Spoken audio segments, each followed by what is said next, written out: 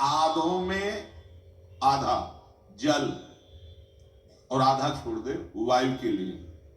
यहां जलवायु से तो मतलब नहीं है, पूरा यहां तक पूरा ऐसा, फिर कहेंगे एसिडिटी बन रही, कब्ज बन रही, भजन होगा।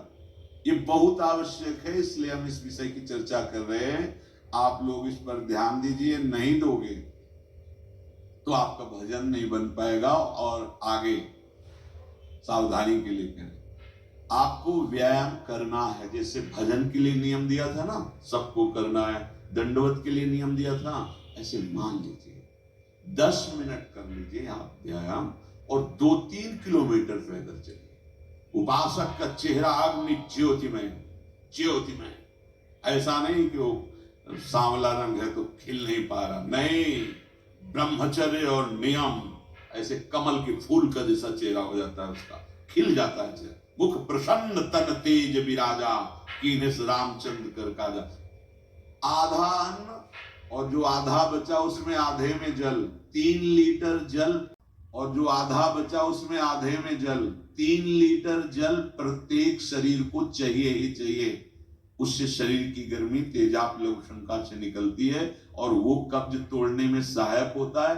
प्रातः पहला जल बिना कुल्ला किए पीना चाहिए, बिना स्नान आदि किए, शौच के पहले जो हमें जाना है, तो हम उसे नियम दिए कम से कम 500 ग्राम, इसके ऊपर आप जितना ले सके जल, वो भी गुनगुना, मतलब थोड़ा अच्छा गर्म होना चाहिए, कि आप आराम आराम से पी सकते हो, पर गर्म है।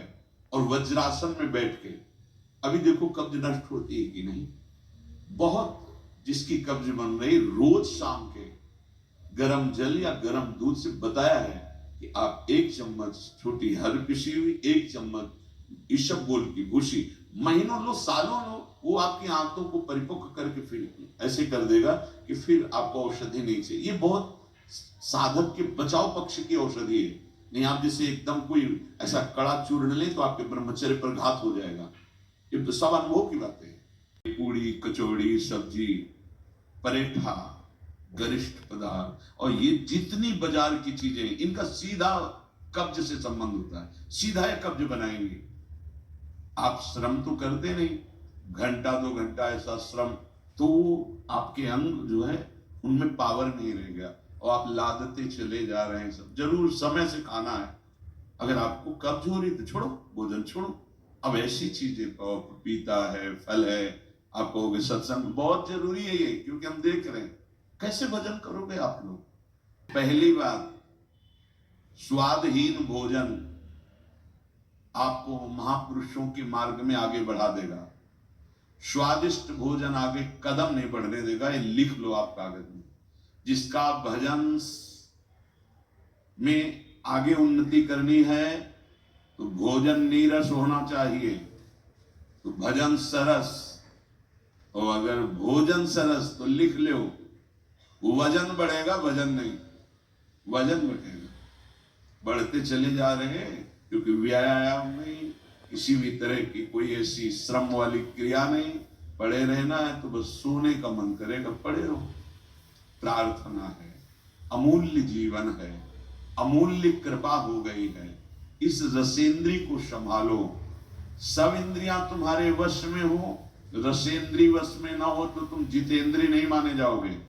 अगर आपका पेट साफ नहीं, बहुत ही व्यवहार की बात है, लेकिन परमार्थ में इसका बहुत बड़ा योगदान है।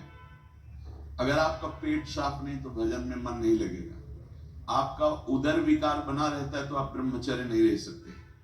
उदर विकार बना रहता है तो नींद, आलस्य और प्रमाद पर विजय प्राप्त नहीं कर सकते।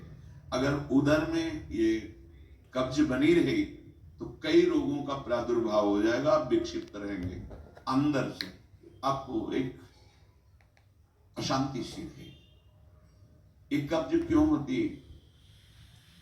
जब लीवर की क्षमता से अधिक भोजन पालोगे, गरिष्ठ भोजन पालोगे, कब्जियत वाला भोजन पालोगे तो बना देगी।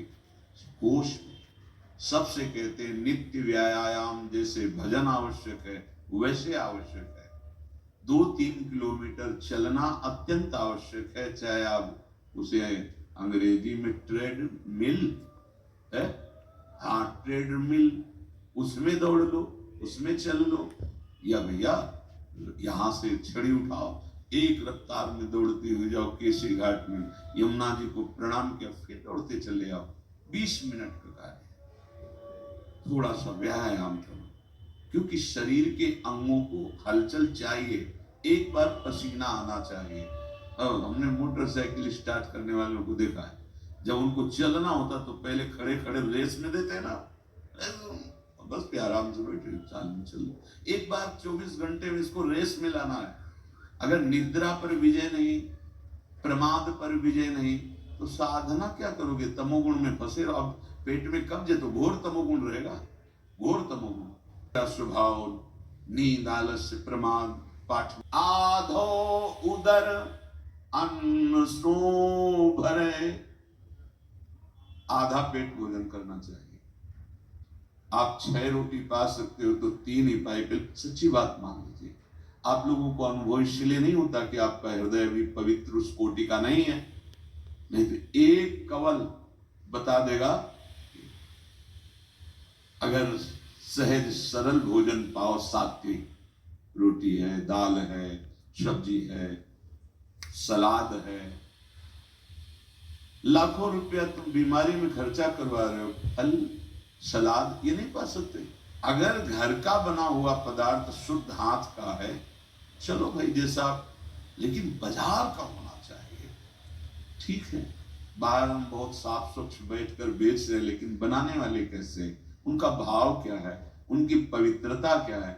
ये जो बेचारे व्यापार नौकरी आदि में बाहर मारे घूम रहे, उनको किसी न किसी तरह उदर पोषण करना है। पहली बात है, हरि प्रसाद कछ दुर्लभ नहीं, जो इच्छा करे हो मन माही।